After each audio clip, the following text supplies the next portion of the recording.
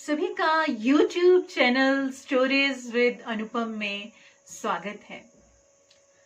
हर तरह के लगाव और भाव को छोड़ने की शुरुआत दान और क्षमा से ही होती है और दान देना एक पुण्य कर्म है।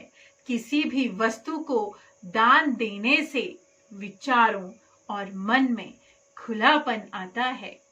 हमारे शास्त्रों में भी ऋषि दधीची का वर्णन है, जिन्होंने अपनी हड्डियां दान में दे दी थीं। और भगवत गीता में भी लिखा है कि कर्म करो, फल की चिंता मत करो। हम अपना अधिकार कर्म पर रख सकते हैं, उसके फल पर नहीं। मुनि दधीची, राजा शिवी और कर्ण आज भी दान के कारण अमर हैं। हमें ईश्वर के प्रति कृतज्ञ होना चाहिए कि उसने हमें कुछ देने के योग्य बनाया है। तो आइए आज की कहानी सुनते हैं। एक समय की बात है, राजा शिवी बहुत ही दयालु प्रवृत्ति के थे। उन्होंने 6 दान घर बनाए थे, जिससे कि वह गरीबों को दान दिया करते थे। एक दिन राजा शिवी बैठे बैठे सोचने लगे कि ऐसी कोई भी वस्तु नहीं जिसे मैंने दान में न दिया हो, फिर भी मैं संतुष्ट नहीं हूं। और वह मन ही मन सोचते हैं कि मैं व्यक्तिगत रूप से कोई उपहार देना चाहता हूं। आज यदि कोई व्यक्ति दान घर में आकर कोई व्यक्तिगत उपहार मांगे तो मैं वह भी दे दूंगा। यदि कोई मेरी आंखें भी मांगे तो वह भी देने से मैं इनकार नहीं करूंगा। और फिर राजा शिवी अपने हाथी पर बैठकर दान घर के लिए चले।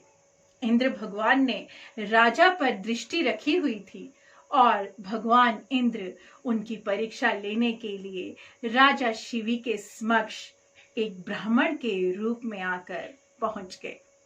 राजा शिवी ने अपना हाथी रोककर पूछा, हे ज्ञानी ब्राह्मण, आपको क्या चाहिए? ब्राह्मण ने उत्तर दिया, महाराज, आपके दान की महिमा सब जगह फैली हुई है। मैं अंधा हूं और आपसे आपकी एक आंख दान में देने की याचना करता हूं, जिससे कि हम दोनों एक आंख से संसार को देख सकेंगे। राजा ने मन में सोचा, मैं महल में बैठा यही तो चाह रहा था। आज मेरी ये इच्छा पूर्ण हो गई। राजा ब्राह्मण से कहते हैं, यह तो मेरे लिए सम्मान की बात है। मैं आपको एक आंख क्यों, दोनों ही आंखें दे सकता हूँ। राजा राजवैद्य को बुलाते हैं और उन्हें अपनी दोनों आंखों के दान के विषय में बताते हैं और कहते हैं कि मेरी दोनों आंखें कृपया इस अंधे ब्राह्मण को दे दें। राजा की बात सुनकर राजवैद्य हैरान रह जाते हैं।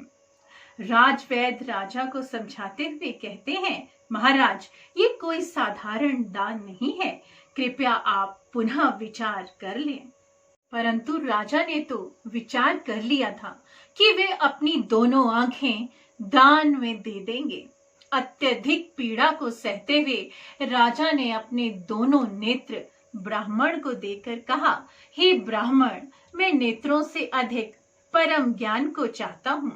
इस नेत्र दान को परम ज्ञान के नेत्रों को पाने का कारण बनने दें। ब्राह्मण राजा द्वारा नेत्रों का दान लेकर वहां से चला गया। राजमहल में उपस्थित सभी लोग मूक बने उसे देखते रह गए। इस महान दान से राजा शीघ्र ही स्वस्थ हो गए। कुछ दिनों तक महल में रहने के बाद उन्होंने सोचा, एक अंधे व्यक्ति को शासन से क्या लेना, मैं एक भिक्षुक बनकर तपस्वी का जीवन जीऊंगा। राजा ने अपना निर्णय मंत्रियों को सुना दिया। राजा को एक सरोवर के समीप एक उद्यान में छोड़ दिया और एक सहायक राजा की सेवा के लिए नियुक्त कर दिया गया। राजा के पुण्य कर्मों से इंद्र भगवान का आसन हिल उठा। इंद्र भगवान स्वयं उद्यान में प्रकट हुए और राजा से बोले, मैं इंद्र भगवान हूँ। मैं तुम्हारे दान से प्रसन्न होकर तुम्हारे पास आया हूँ। बोले, तुम्हें क्या चाहिए? राजा ने कहा, हे भगवान, मेरे पास सब कुछ है, मुझे कुछ नहीं चाहिए। इंद्र भगवान ने पुनः कहा, हे महान राजन, दान का प्रतिदान उसी जन्म में प्राप्त होता है। आप सत्य क्रिया करें, आपके नेत्र आपको पुनः प्राप्त हो जाएंगे। राजा शिवी ने सत्य क्रिया करी। उन्होंने कहा, जिस किसी याचक ने मुझसे याचना करी वे सभी मुझे अति प्रिय थे।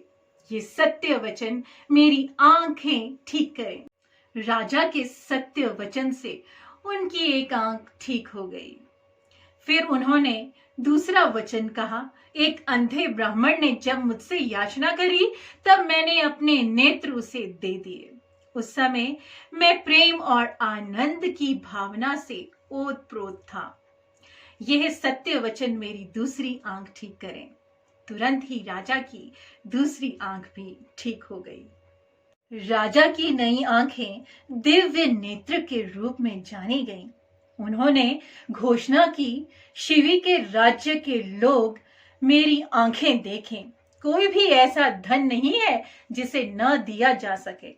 प्रतिदिन भोजन करने से पूर्व सभी लोग कुछ न कुछ अवश्य ही दान करें। शिवी के लोगों ने तभी से दान देना तथा कल्याणकारी कार्य जीवन में करना आरंभ कर दिया।